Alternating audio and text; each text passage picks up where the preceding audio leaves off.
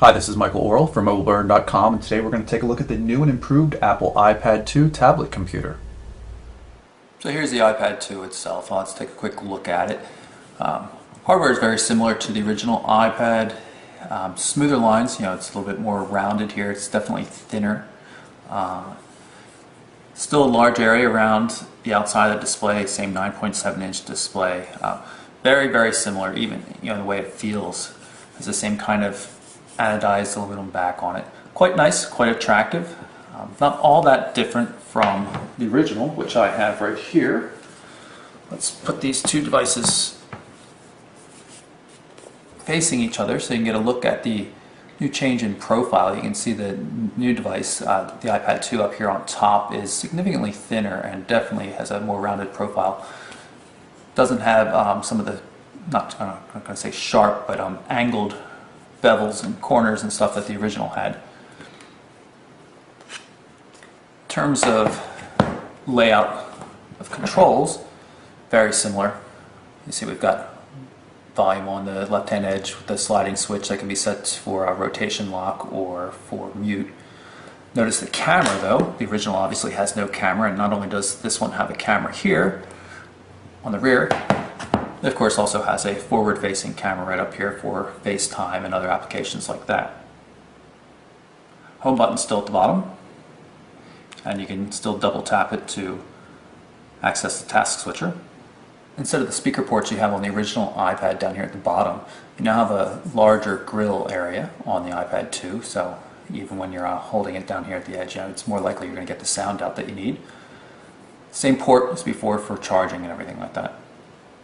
One thing I've noticed though with the new device, the new iPad has much sharper feeling controls. The volume control and the slider switch here for orientation lock or mute have a real edge to them that catches on things here. Assuming they'll wear down after a bit of time, but the original just didn't have as sharp of a cut on those controls there.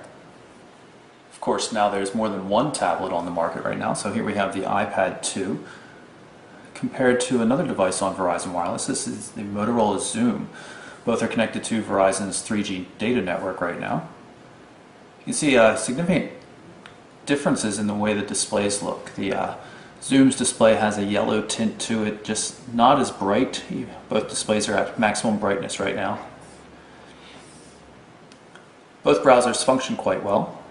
No flash support in the iPad 2 display, but it does support HTML5, so you still have embedded YouTube videos and things like that.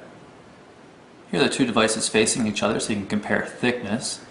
In terms of total size, the devices are quite close. You can see the Xoom's a little bit longer, sticks out here on the edges.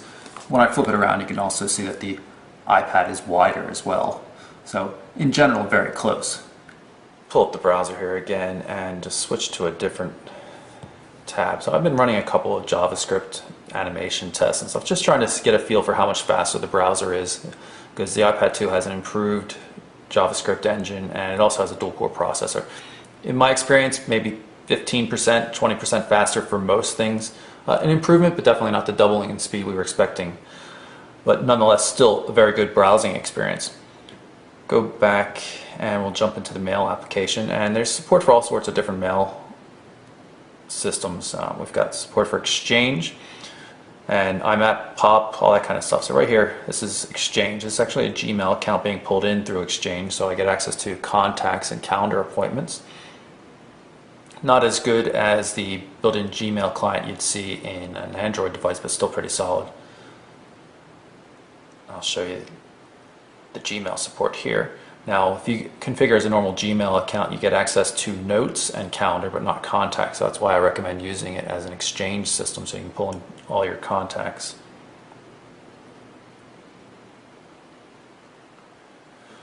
Back to the home screen, and I'll pull up that contacts just so you can see it. Here's the address book,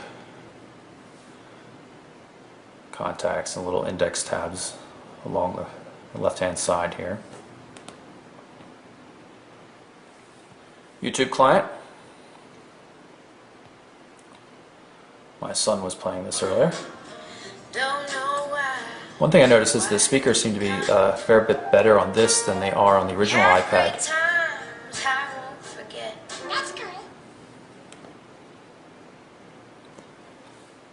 Google Maps, as we've seen on prior devices. Cool interface trick there. Multi-touch zooming throughout the device.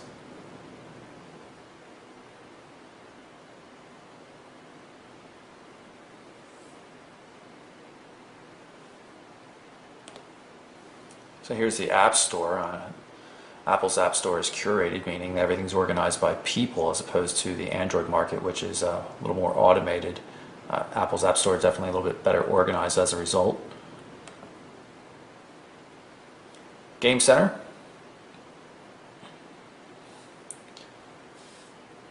Bunch of different games here. I'm going to play this one called Overkill.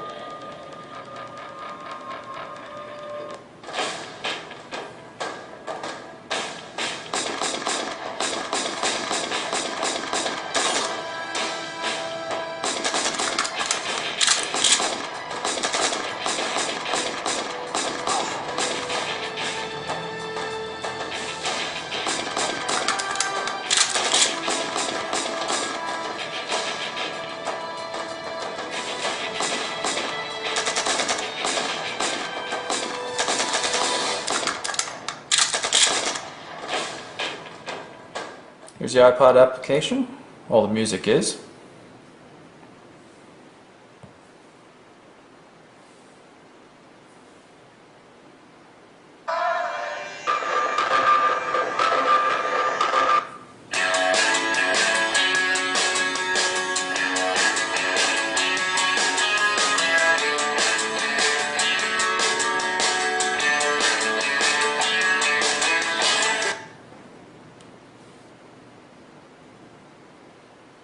Take a quick look at settings.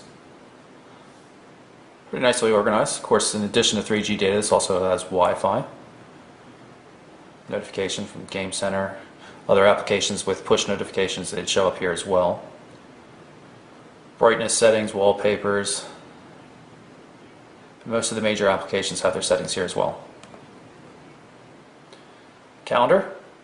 Have my Gmail data being pulled down here, so you can see since I have my Gmail account pulled in as a Gmail account and Exchange, I'm getting duplication here. You'll notice that more on the agenda view here. Very nice looking calendar. Month and week views as well, color coded. And just because it's a particularly nice application, I've loaded up the ABC player, which is great for watching ABC television shows.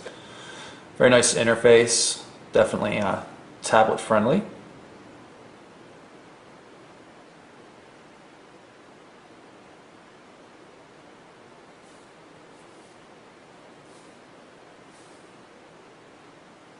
Just a fine example of how you can develop for a tablet form factor and really be successful. Here's the photo viewer.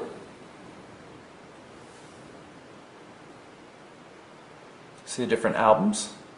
Forward-facing camera on this device, so good for self-portraits, although I don't think you really need to see those of me. Photos I shot Dallas last year. Photos really come across nice on the device. Of course, these were shot with an SLR. They weren't shot with the iPad itself. I'll show you the camera in a little bit. Videos. Don't have too many loaded up here. This is the A-Team movie. Again, good quality. A wider screen aspect ratio that would be better for movies, but still looks really good.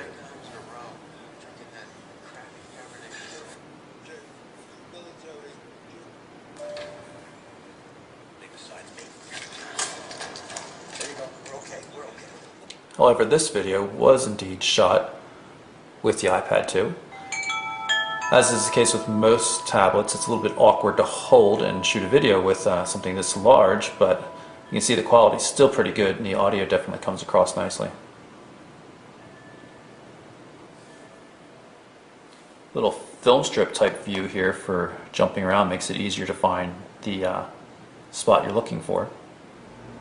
Okay, so here we're on a FaceTime chat with my friend Doug. Doug, what kind of device are you using on your end? I am using an iPhone 4, so Okay. I'm connected to Wi-Fi using an iPhone 4. All right, Wi-Fi connection. Okay, what I'm going to do, I'm going to show you how we can swap the camera views around. You notice the little flip there, and now he's looking at a cabinet. Are you able to switch to the other camera on your FaceTime, Doug? Sure. And then you can see the flip as well. So now he's pointing at his computer, moving it around. It's really slick how you can switch back and forth like that. So here's the camera application. You can see we can use either the forward-facing or the rear-facing camera. Just quickly tap there and you shoot a quick photo, switch back to the other camera, shoot one of myself, and switch over to video mode with this little switch here. You can record a portrait mode video, which is kind of neat, so we'll move it around a little bit like this, and then we can play it back.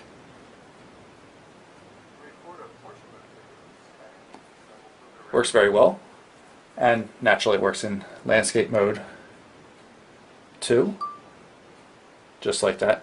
Not fantastic quality on the camera. The videos look pretty decent, but the still photos can be pretty pixelated looking. And that's my quick look at the Apple iPad 2. I'm Michael Orrell from MobileBurn.com.